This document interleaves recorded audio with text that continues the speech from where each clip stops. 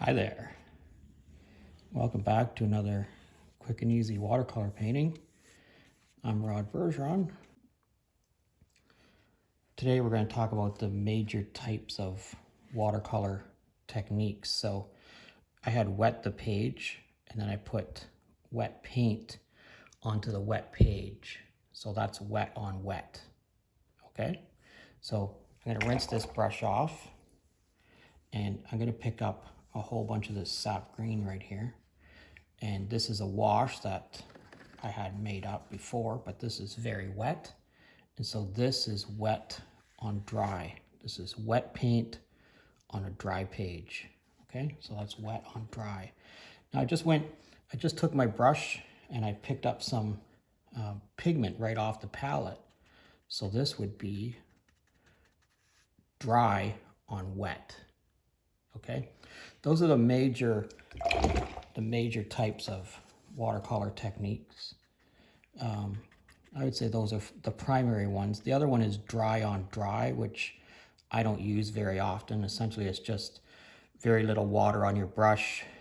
You pick up the color and you put the very intense color onto the page. Most of the work that I do is intuitive, so I don't really have a need for working with that, because that makes dry on dry makes very distinct lines that are very harsh and not the technique that I'm generally going for. All right, so let's pick up some. This is yellow ochre. We're going to touch this yellow ochre in a few places and get it to mix together with that Payne's gray that's on there. And again, I'm going to go right to the palette. I'm going to touch this this yellow ochre in a few places here also.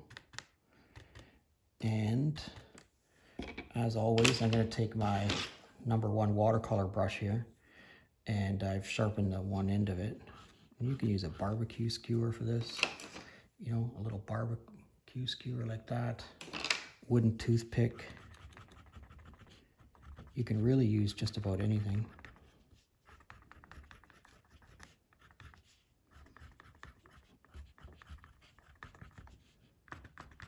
And I'm just trying to create some scrub grass sort of going across the bottom there. And put a few trees sort of off in the distance here. Like that. All right, so that's all turning out pretty nice for me. I like everything that's going on there, except I have this puddle over here. I'm not a big fan of this puddle. I'm gonna take my brush, dry it off on my paper towel. This would be called a thirsty brush, and I'm just gonna touch it on there and extract some of that paint out of there. It's just a little bit too much of a puddle.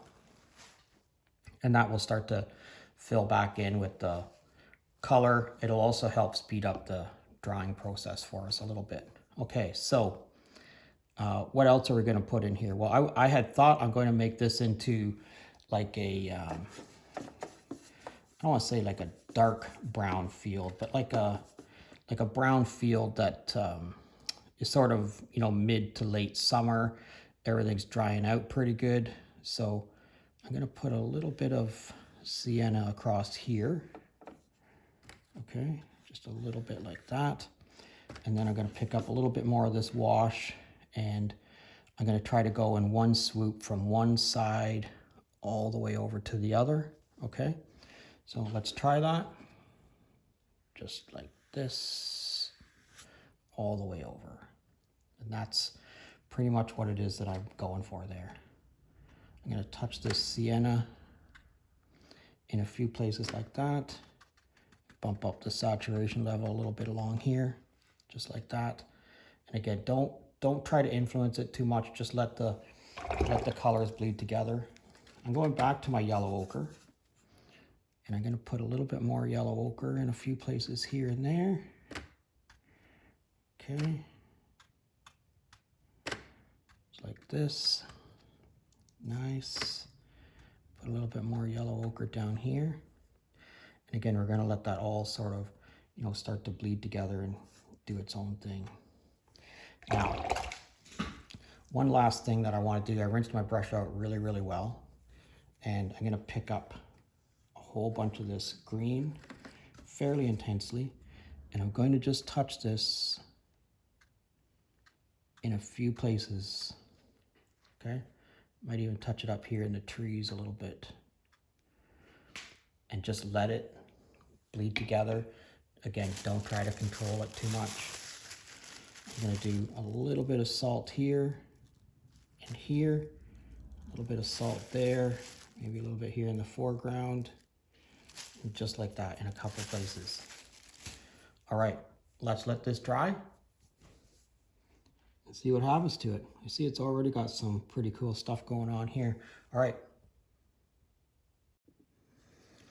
let's have a look at this.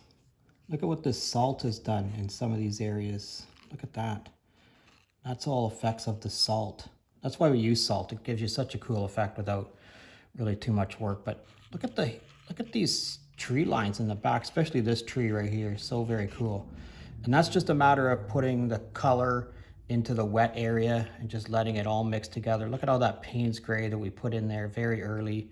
Still comes through in some spots. The green.